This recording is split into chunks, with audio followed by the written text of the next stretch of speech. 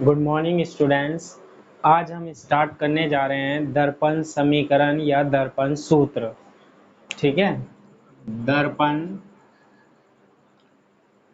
सूत्र बोल देते हैं या फिर हम बोल देते हैं दर्पण क्या समीकरण। ठीक है, दर्पण समीकरण जो है वो हमारे पास तीन राशियों के मध्य क्या है, संबंध है। दर्पण समीकरण हम लिख लेते हैं। दर्पण समीकरण जो हमारे पास होता है वो होता है 1/f बराबर 1/v प्लस 1/u। ये जो फॉर्मूला है, इस फॉर्मूले को ही हम क्या बोलते हैं, दर्पण सूत्र बोलते हैं। और आज की क्लास में हम इसी को क्या करेंगे, प्रूव करेंगे, है ना। तो देखो इसमें तीन चीजें आ रही हैं। एक तो आ रहा है एफ आ रहा है, एक आ रहा है वी और तीसरा आ रहा है यू। इन तीनों राशियों के बीच में हम संबंध स्थापित करेंगे, है ना। तो सबसे पहले हम बात कर लेते हैं एफ क्या होता है। स्मॉल एफ है ये। स्मॉल एफ हम पढ़ चुके हैं। ये हमारे पास होता है क्या, फोकस दूरी। और फोकस दूरी क्या होती है, ध्रुव व फोकस के मध्य की क्या दूरी। ध्रुव व फोकस के मध्य की दूरी क्या होती है, फोकस दूरी होती है। एक इसमें क्या है, v है। ये जो v यहाँ होता है वो क्या होता है, प्रतिबिंब दूरी होती है। अभी हम देखेंगे आगे कैसे होती है ना। अभी पहले मैं बता देता हूं कि v यहाँ पर क्या होता है, प्रतिबिंब दूरी होती है। प्रतिबिंब दूरी क्या होती है, ध्रुव व प्रतिबिंब के मध्य की दूरी होती है। ठीक है, ध्रुव और प्रतिबिंब के मध्य की क्या होती है, दूरी होती है। और तीसरा क्या होता है, u होता है। u क्या होता है, बिंब या फिर हम बोल देते हैं वस्तु दूरी। ठीक है, और ये क्या होता है हमारे पास, ध्रुव व वस्तु के मध्य की दूरी होती है। ध्रुव व वस्तु के मध्य की क्या होती है, दूरी होती है। ठीक है, तो हम यहाँ पर एफ वी और यू के मध्य क्या स्थापित करेंगे, संबंध स्थापित करेंगे, जिसे हम क्या बोलते हैं, दर्पण सूत्र या दर्पण समीकरण बोलते हैं। तो ये पूरा एक क्या है, डेरिवेशन है। देखो कैसे सोल्व करते हैं। देखो इसको सोल्व करने के लिए हम कोई भी गोलीय दर्पण ले सकते हैं, चाहे वो अवतल हो या फिर उत्तल दर्पण हो। तो हम क्या करते हैं, यहाँ पर अवतल दर्पण ही ले लेते हैं। ये देखो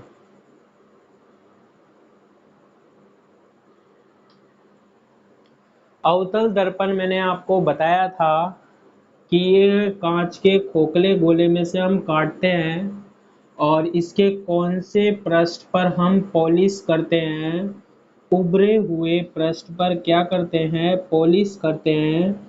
और ये दर्पण जो होता है हमारे पास, वो कौन सा दर्पण होता है, अवतल दर्पण होता है। क्लियर है इतनी बात। फिर इसमें सबसे पहले हम इस दर्पण के मध्य में जाते हैं। ये जो मध्य बिंदु होता है इसे हम व्यक्त कर लेते हैं किससे, ओ से। और ये क्या कहलाता है हमारे पास, ध्रुव कहलाता है। अब देखो ये जो भाग है ये किसमें से काट कर बनाया था हमने, गोले में से, पहले पढ़ चुके हैं हम। तो उस गोले का क्या होगा, कोई ना कोई केंद्र होगा। ये हमने केंद्र मान लिया। क्या मान लिया हमने, सी मान लिया। ये क्या कहलाता है हमारे पास, वक्रता केंद्र कहलाता है। और ये वक्रता केंद्र और ध्रुव को मिलाने वाली जो रेखा होती है वो क्या कहलाती है, मुख्य अक्ष कहलाती है। ये हम बहुत बार पढ़ चुके हैं। ठीक है, इसके आगे देखो, ये ध्रुव हो गया, ये वक्रता केंद्र हो गया, और दोनों के मध्य में जो बिंदु होता है, ये कल हम प्रूव भी कर चुके हैं। ये बिंदु कौन सा बिंदु होता है, फोकस बिंदु होता है। ये बिंदु कौन सा है, फोकस बिंदु होता है। और ये वाला बिंदु कौन सा होता है, वक्रता केंद्र बिंदु होता है। क्लियर है ये वाली बात। अब हमें ये दर्पण सूत्र निकालना है। इसके लिए हम क्या करते हैं, एक वस्तु ले लेते हैं और इस वस्तु को हम कहीं पे भी रखते हैं। देखो, एक स्थिति ले लेते हैं हम, है ना। हमने प्रतिबिंब बनाना देख लिया था जब वस्तुओं को अलग अलग स्थितियों पर हमने रखा था। ये समीकरण निकालने के लिए हम वक्रता केंद्र के इधर हम वस्तु को रख लेते हैं। और ये स्थिति हम पढ़ चुके हैं। ये हमने क्या रख ली, मान लीजिए कोई क्या है, वस्तु। कहाँ रखी है मैंने, यहाँ पर फॉर्मूला निकालने के लिए सी से परे रखी है, और इसका नाम दे दिया मैंने क्या, ए, और यहाँ दे दिया क्या, बी। ठीक है, वस्तु कहाँ है, सी से इधर इधर है, अनंत और सी के मध्य रखा है। पढ़ चुके हैं हम पहले। अब क्या करते हैं आगे हम, ये उच्चतम बिंदु से कोई भी दो नियम लगाते हैं ना। मैंने पहले भी बताया है पहले की क्लास में। एक नियम हम बोलते हैं कि एक किरण इसमें से कैसे निकल के जा रही है, बिल्कुल सीधी निकल के जा रही है। और सीधी का मतलब है मुख्य अक्ष के कैसे जा रही है, समांतर जा रही है। और जब भी किरण मुख्य अक्ष के क्या जाती है, समांतर जाती है, तो ये दर्पण से टकराने के पश्चात किससे होकर जाती है, फोकस बिंदु से होकर जाती है। क्लियर है ये वाली बात, किससे होकर जाती है, ये फोकस बिंदु से होकर जाती है। दर्पण से टकराने के पश्चात किससे होकर जाती है, फोकस बिंदु से होकर जाती है। एक किरण यही उच्चतम बिंदु से मान लेते हैं हम, कहाँ पर आ रही है, ध्रुव पर आ रही है। ठीक है, कहाँ आ रही है, ध्रुव पर आ रही है। उच्चतम बिंदु से एक किरण कहाँ आ रही है, ध्रुव पर आ रही है। ये इस तरीके से, और इस तीर का निशान ऐसे जा रही है ना। तो जितने कोण पर आती है उतने ही कोण पर क्या हो जाती है, परावर्तित हो जाती है। तो ये कौन सी किरण आ रही है हमारे पास, परावर्तित किरण आ रही है। ये पढ़ चुके हैं हम, जब अवतल दर्पण द्वारा क्या बनाया था हमने, प्रतिबिंब बनाया था। ठीक है, अब ये देखो, ये परावर्तित किरण और ये परावर्तित किरण, दोनों परावर्तित किरण कहाँ मिल रही है, यहाँ पर मिल रही है। इसको हम किससे मिलाते हैं, इसको हमने किससे मिलाया, मुख्य अक्ष से। तो ये नाम दे दिया हमने ए डैश, और ये क्या दे दिया, बी डैश दे दिया। तो ये क्या होता है, ए डैश बी डैश प्रतिबिंब होता है। यानी ये जो वस्तु होती है ए बी, इसका प्रतिबिंब क्या बनता है, ए डैश बी डैश बनता है। तो मैं लिख देता हूं यहाँ पर, ए बी क्या है हमारे पास, वस्तु है। ठीक है, और ए डैश बी डैश जो है वो हमारे पास क्या है, प्रतिबिंब है। ए डैश बी डैश क्या है हमारे पास, प्रतिबिंब है। इतना चित्र हम बना लेंगे। आगे सुनो, अब देखो इन चीजों को परिभाषित करते हैं हम, एफ को, वी को, और किसको, यू को। ये कौन सा बिंदु होता है, फोकस बिंदु। और ये कौन सा बिंदु होता है, ध्रुव। ध्रुव और फोकस के मध्य की दूरी को देखो, ये रेखा यहाँ से यहाँ तक की दूरी को क्या बोलते हैं हम? एफ बोलते हैं। ठीक है, फोकस दूरी क्या होती है? ध्रुव व फोकस के मध्य की दूरी। ध्रुव और फोकस के मध्य की दूरी को क्या बोलते हैं हम? फोकस दूरी बोलते हैं। एक मैंने यहाँ पर परिभाषित किया था v को। v क्या है? प्रतिबिंब दूरी। ध्रुव व प्रतिबिंब के मध्य की दूरी। प्रतिबिंब कहाँ है? देखो ये प्रतिबिंब, यही है ना, a डैश b डैश प्रतिबिंब। और ये क्या है? ध्रुव। ध्रुव और प्रतिबिंब के मध्य की दूरी को हम क्या बोलते हैं? v बोलते हैं। तो इसको हमने किसके द्वारा व्यक्त कर दिया? v के द्वारा व्यक्त कर दिया। और तीसरा मैंने किसको परिभाषित किया था? u को। u क्या है? ध्रुव व वस्तु के मध्य की दूरी। ये वस्तु है और ये क्या है? ध्रुव है। तो वस्तु यहाँ है, वस्तु और ध्रुव के मध्य की दूरी को क्या कहते हैं? ये ध्रुव, ये वस्तु, दोनों के मध्य की दूरी को हमने किससे व्यक्त किया है? u से, जिसे हम बिंब या क्या कहते हैं? वस्तु दूरी कहते हैं। क्लियर है ये वाली बात? अब देखो, यही चित्र के द्वारा हम क्या करते हैं? ये समीकरण को क्या करते हैं? व्युत्पन्न करते हैं हम। ठीक है, इस समीकरण को व्युत्पन्न करने के लिए सबसे पहले हम मानते हैं कि ये जो दर्पण लिया है इसकी वक्रता कम है। ये लगभग क्या है हमारे पास? एक सरल रेखा है। ये देखो, ये क्या मानेंगे हम इसको? ये जो वक्र है इसको एक सरल रेखा ही मानेंगे और बिंदु O इस सरल रेखा के अनुसार होगा, यानी ध्रुव को यहाँ मान सकते हैं।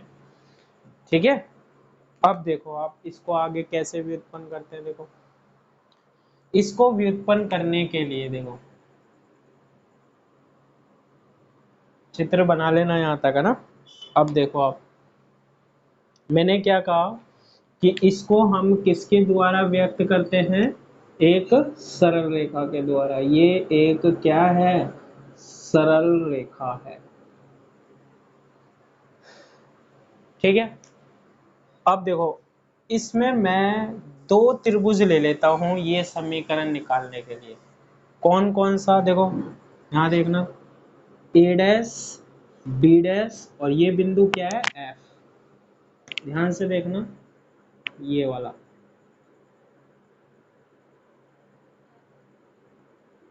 है ना, और ये और ये। इस त्रिभुज का नाम क्या है?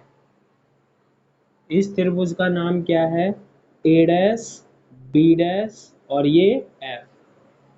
तो हम कैसे लिख सकते हैं इसे? देखो, त्रिभुज ए डैश बी डैश एफ, ए डैश बी डैश एफ। ठीक है, अब देखो, इसी के पास ये दूसरा त्रिभुज आ रहा है, ये जो मैं लाइन कर रहा हूं जिसपे देखो जुड़ा हुआ है इससे। ये देखो,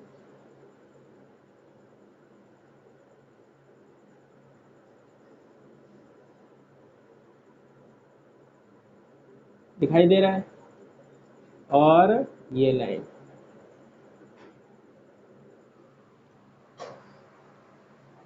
ठीक है, कौन सा त्रिभुज दिखाई दे रहा है? एक तो है ए डैश बी डैश एफ, ये हमने लिख लिया। और दूसरा जो त्रिभुज है हमारे पास वो कौन सा है? देखो, इस बिंदु का नाम ले लेते हैं हम। बिंदु क्या है? एम है, इसका ओ है और इसका एफ है। दूसरा कौन सा है जो इससे जुड़ा हुआ है? M O F. वह त्रिभुज एम ओ एफ। ठीक है, वह त्रिभुज क्या? M O F. इसको मैं लिख रहा हूं कि ये क्या है? समरूप त्रिभुज है। समरूप त्रिभुज है। 10th क्लास में हमने समरूप त्रिभुज की कंडीशन पढ़ी थी, फिर भी आप देख लो कि इसमें एक कोण ये क्या आ रहा है? 90 डिग्री आ रहा है। इसमें भी एक कोण क्या आ रहा है? 90 डिग्री आ रहा है।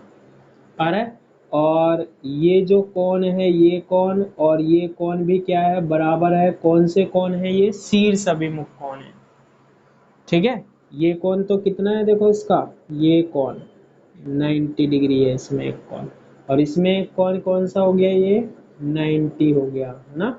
और ये कोण कौन सा, ये कोण, और ये कोण कौन सा कोण हो गया, ये हमारे पास शीर्ष अभिमुख कोण हो गया। कौन सा कोण हो गया, शीर्ष कोण। ये जो है त्रिभुज दोनों क्या है, समरूप त्रिभुज है।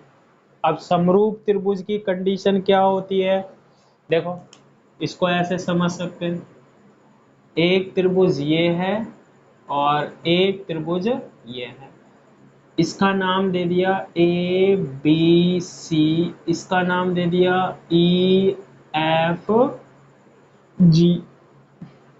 दो त्रिभुज समरूप त्रिभुज होंगे तो हम उसमें क्या लिख सकते हैं, देखो ये जो है ये 90 डिग्री और ये जो है 90 डिग्री, ठीक है। तो ये तो क्या है, लंब है, और ये आधार है, ये लंब है, यह आधार है, तो हम इसको ऐसे लिख सकते हैं जैसे ए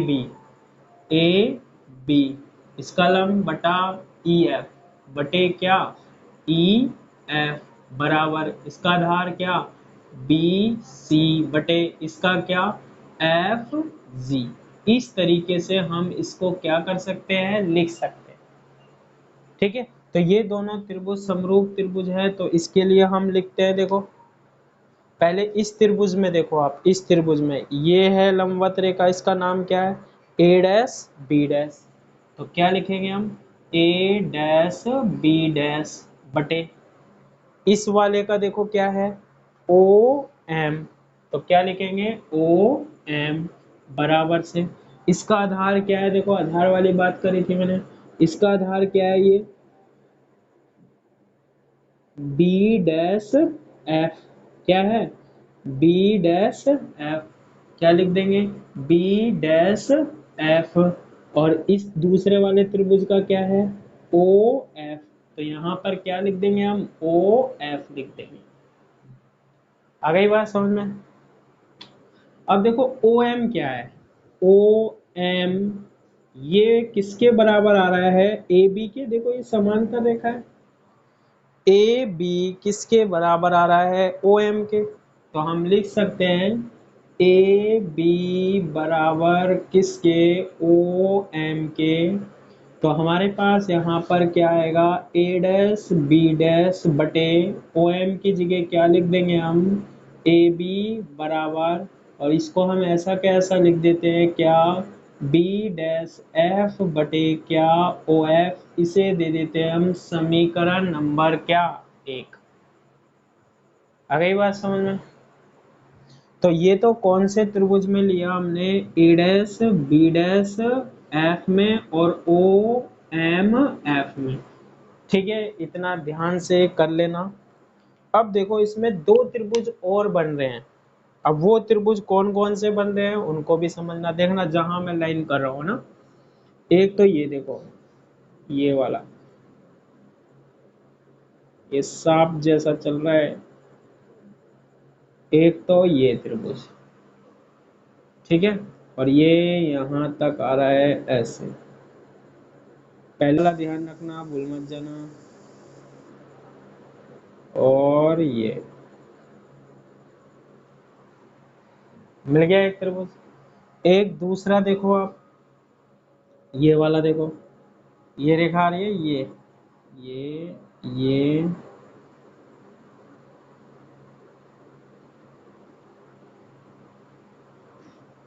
और ये इसी में भी आ रहा है।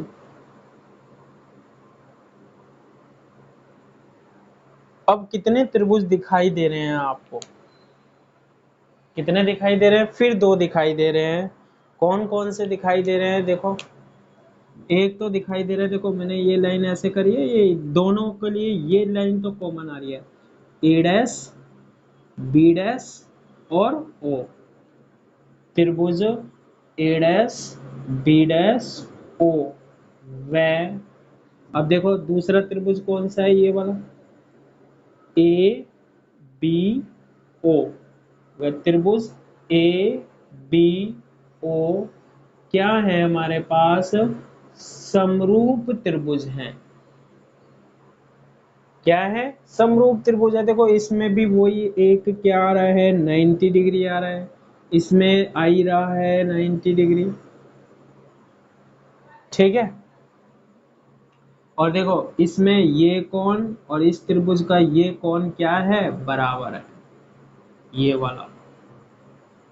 एक एक कोण भी बराबर हो गए, जिस कोण पर प्रकाश की किरण आती है उसी कोण पर क्या हो जाती है, परावर्तित।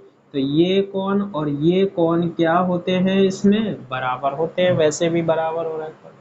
तो वही समरूप त्रिभुज की कंडीशन लगा देते हैं। देखो ए डैश बी डैश ओ में ये 90 डिग्री वाली रेखा है, क्या नाम है इसका, ए डैश बी डैश। तो क्या लिखेंगे, ए डैश बी डैश बटे दूसरा त्रिभुज कौन सा है, ए बी ओ में ये है सीधी ए बी, तो क्या लिखेंगे ए बी बराबर से। अब आधार वाली देख लो, ए डैश बी डैश ओ में आधार क्या है, देखो ओ बी डैश है, ठीक है, क्या है ओ बी डैश है। तो क्या लिखेंगे ओ बी डैश बटे, और ये ए बी ओ में क्या है, ओ बी है, पूरा है ये तो त्रिभुज है, देखो तो इसका आधार ओ बी है, तो ये क्या लिख देंगे हम, ओ बी लिख देंगे। आ गई बात समझ में। एक चीज और ध्यान रखना, ये बिंदु जो है वो कौन सा बिंदु है, सी है, और ये जो एफ दिखाई दे रहा है ये बिंदु जो है ना, ये बिंदु कौन सा बिंदु है, एफ, ठीक है यहाँ तक। तो ओ बी डैश अपॉन क्या आ गया हमारे पास, ओ बी आ गया ना। इसे दे देते हैं हम समीकरण नंबर क्या, 2। अब देखो इक्वेशन फर्स्ट और इक्वेशन सेकंड में हम क्या देखते हैं कि A dash B dash upon A B का मान हो, और ये भी A dash B dash upon क्या है, ए बी का मान है। तो दोनों की वैल्यू क्या है, सेम है, तो इसको हम क्या कर देते हैं, बराबर कर देते हैं। समीकरण 1 व 2 से क्या लिख सकते हैं, देखो पहले तो क्या आएगा यहाँ, यानी बी ये एल एच एस दोनों के बराबर है, तो आर एच एस भी दोनों के बराबर हो गए। क्या इसका क्या है, बी डैश एफ बटे क्या, ओ एफ बराबर से, और इसका क्या है हमारे पास, ओ बी डैश बटे क्या, ओ बी, लिख दोगे इतना। आगे देखो अब देखो बी डैश एफ क्या है, ये कौन सा बिंदु है, ये वाला है बी डैश, ये वाला बिंदु कौन सा है, एफ है, एफ है। अब देखो इसमें हम क्या करते हैं, बी डैश एफ का मान निकाल लेते हैं ताकि इन तीनों में क्या निकल जाए, संबंध निकल जाए, ठीक है। बी डैश एफ का मान निकालते हैं किससे, चित्र से।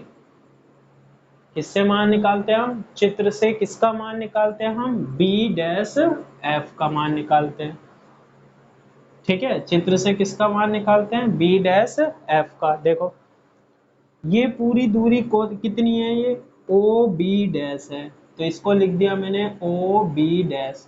अब ये पूरी दूरी में से अगर मैं ओ एफ घटा दूं तो क्या बच जाएगा, बी डैश एफ बच जाएगा।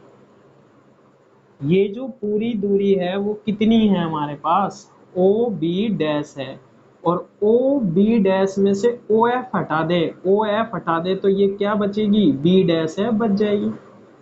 पूरी दूरी कितनी है, ओ बी डैश में से क्या घटा दो, ओ एफ। ओ एफ क्या कर दिया हमने, घटा दिया, ओ एफ क्या कर दिया, घटा दिया, तो बी डैश एफ आ गया। यानी बी डैश एफ का मान क्या लिख सकते हैं, ओ बी डैश माइनस क्या, ओ एफ, ठीक है। तो ये क्या बन जाएगा, बी डैश एफ का मान इसमें रख देते हैं हम, ओ बी डैश माइनस क्या, ओ एफ बटे नीचे क्या है, ओ एफ बराबर से क्या, ओ बी डैश बटे क्या, ओ बी बन जाएगा। अब इसके बाद देखो ओ बी डैश क्या है, समझना। देखो अब इसमें हम क्या लगाएंगे, चिन्ह परिपाटी भी लगाएंगे जो हम कल पढ़े थे, है ना। देखो प्रकाश की दिशा क्या है, ये वस्तु रखी हुई है, तो प्रकाश की दिशा ये है, ये ध्यान रखना, प्रकाश की दिशा कौन सी है, ये वाली है, इधर की तरफ जा रहा है प्रकाश, है ना। सभी दूरियां कहाँ से नापी जाती है? ध्रुव से नापी जाती है।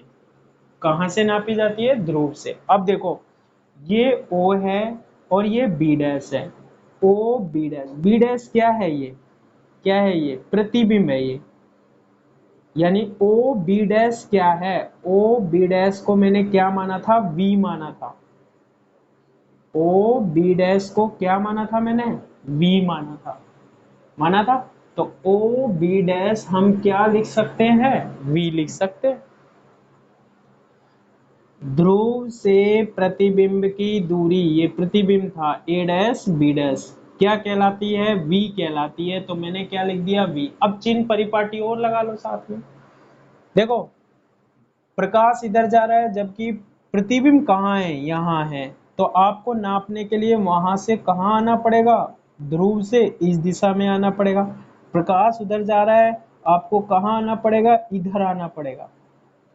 और आप जितनी भी दूरी इस चित्र में नापोगे प्रकाश तो वहां जाएगा। नापने कहाँ आओगे? इस साइड ही आओगे आप। ठीक है। तो प्रकाश इधर जा रहा है, बी डैश को नापने के लिए आप इधर से इधर आओगे तो कैसा होगा? माइनस। फिर क्या आ रहा है? माइनस आ रहा है। और उसके बाद मैं लगा लेता हूं ब्रैकेट। ओ एफ क्या होगा? ये देखो ओ एफ फोकस बिंदु। ध्रुव की फोकस के मध्य की दूरी क्या कहलाती है? फोकस दूरी। अब प्रकाश इधर जा रहा है, ध्रुव से फोकस बिंदु की ओर आ रहे हो ताकि फोकस नाप लो। आप तो कैसे आ रहे हो? ऐसे। प्रकाश उधर जा रहा है, कैसा आएगा? माइनस आएगा। ओ एफ क्या है? वैसे देखो मैंने पहले भी लिख दिया, ओ एफ क्या होता है? एफ होता है। ठीक है। बटे नीचे वही ओ एफ है। ओ एफ कैसा? माइनस है। ओ बी डैश क्या होगा? ओ बी डैश क्या था? माइनस वी था। अब लास्ट बचा क्या? O B. देखो ये बी बिंदु है, ये ओ है। वस्तु वस्तु की दूरी, ये वस्तु ही तो है ये यहाँ पर। वस्तु की ध्रुव से दूरी क्या कहलाती है? वस्तु दूरी। यू से व्यक्त करते हैं इसे हम। अब प्रकाश तो कैसे जा रहा है? इधर जा रहा है और हम इधर आ रहे हैं उल्टी साइड। प्रकाश के विपरीत दिशा में मापी जाने वाली दूरी कैसी होती है? ऋणात्मक होती है। तो u कैसा आएगा? नेगेटिव आएगा। तो OB का मान कितना होगा? माइनस u होगा। ठीक है। इस माइनस से ये माइनस क्या हो जाएगा? कैंसिल हो जाएगा। देखो क्या बचेगा? Minus v। माइनस माइनस क्या हो जाएगा? प्लस। और f बटे माइनस क्या? f बराबर से माइनस से माइनस कैंसिल तो बनेगा v बटे क्या? u।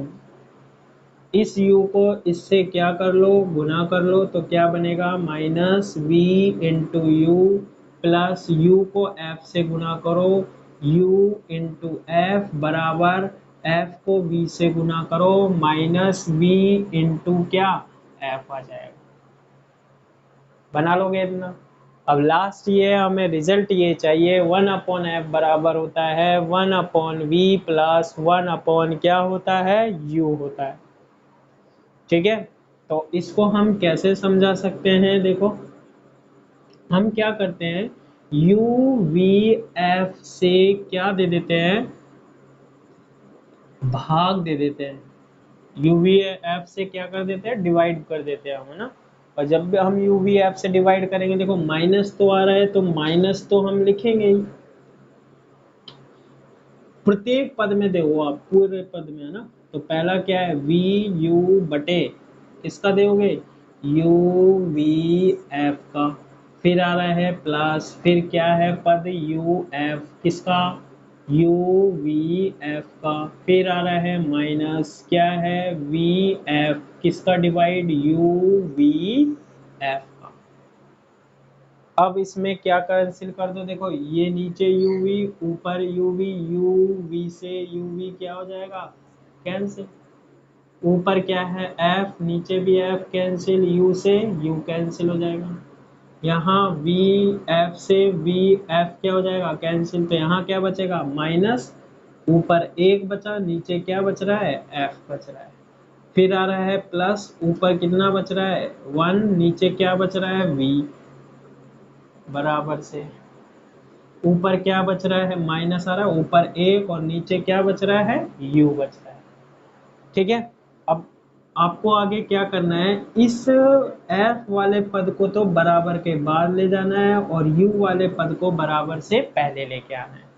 तो बराबर से पहले क्या है, 1 अपॉन क्या है, v है, और इस u को बराबर से पहले लाओगे तो कैसा हो जाएगा, ये प्लस का हो जाएगा 1 अपॉन u, और 1 अपॉन एफ को बराबर के बाद ले जाओगे तो कैसा हो जाएगा 1 अपॉन एफ। यही हमारे पास क्या कहलाती है, दर्पण समीकरण कहलाती है, या फिर हम इसे क्या बोलते हैं, दर्पण सूत्र बोलते हैं।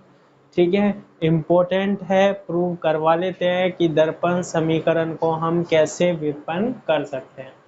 तो जब भी चित्र को समझो तो एक एक बात समझना, पहले दोनों त्रिभुज, फिर दोनों त्रिभुज, है ना, और दोनों में फिर कौन सी कंडीशन लगाना, समरूप त्रिभुज की कंडीशन लगाना, और ये क्या हो जाएगा हमारे पास, प्रूव हो जाएगा।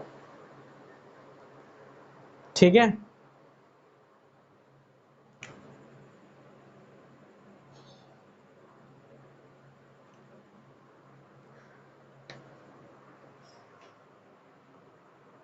इसके बाद हम इसमें क्या और पढ़ते हैं, आवर्धन पढ़ते हैं।